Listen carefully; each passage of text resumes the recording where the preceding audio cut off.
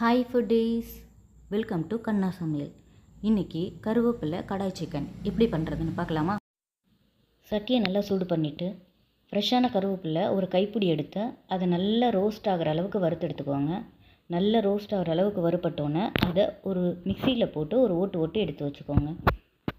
இப்போது கடாய் வச்சு கடாயில் எண்ணெய் ஊற்றிக்கோங்க. அரை ஸ்பூன் சோம்பு சேர்த்துக்கோங்க. ஒரு காஞ்ச மிளகாயை 2ஆக போட்டு சேர்த்துக்கோங்க. அதோட ஒரு சின்ன துண்டு அளவு பட்டையும் சேர்த்துக்கோங்க. இது நல்லா பொரியட்டும். பொரிஞ்சதுக்கப்புறமா நல்லா ஒரு கொத்து கருவேப்பிலையை அதில் சேர்த்துக்கோங்க. ஆனியனை நான் நல்லா பொடி பொடியாக நறுக்கி வச்சுருக்கேன். அந்த ஆனியனையும் அதோடு சேர்த்துக்கிறேன். ஆனியன் சேர்த்ததுக்கப்புறமா நல்லா பொன்னிறம் ஆகிற அளவுக்கு வதக்கிக்கோங்க. ஆனியன் நல்லா வதங்கணும். நல்ல பொன்னிறமாக வதங்கிடுச்சு. இப்போது இதில் வீட்டில் அரைச்ச ஃப்ரெஷ்ஷான இஞ்சி பூண்டு பேஸ்ட் ஒரு ஸ்பூன் சேர்த்துக்கிறேன். இஞ்சி பூண்டு பேஸ்ட் சேர்த்ததுக்கப்புறமா நல்லா பச்சை வாடை போகிற அளவுக்கு வதக்கிக்கோங்க.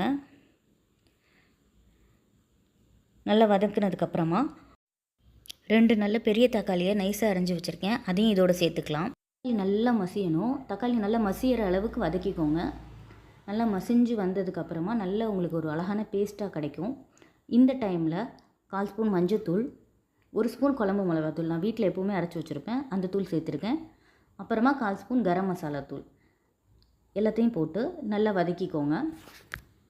நல்லா வதங்கட்டும், பச்சை வாடை போக நல்லா வதங்கட்டும். இப்போது மஞ்சள்தூள் போட்டு கழுவி வச்சுருக்கிற சிக்கனை இதோடு சேர்த்துக்கலாம். சிக்கன் சேர்த்ததுக்கப்புறம் நல்லா ஒரு 5 to 10 மினிட்ஸ் நல்லா வதக்குங்க. சுருள அந்த சிக்கன் அந்த வதங்குறதுலேயே உங்களுக்கு நல்ல ஃப்ளேவர் கிடைக்கும். டேஸ்ட் நல்லா என்ஹான்ஸ் பண்ணி தரும். நல்லா சிக்கனை அந்த மசாலாவோட கோட் ஆகிற மாதிரி நல்லா வதக்கிக்கோங்க. இப்போது ஒரு 1/4 ஸ்பூன் உப்பு சேர்த்துக்கிறேன். நான் கல் உப்பு சேர்க்குறேன். நீங்கள் சால்ட் வேணும்னா சேர்த்துக்கோங்க. நல்லா கிளறி விடுங்க.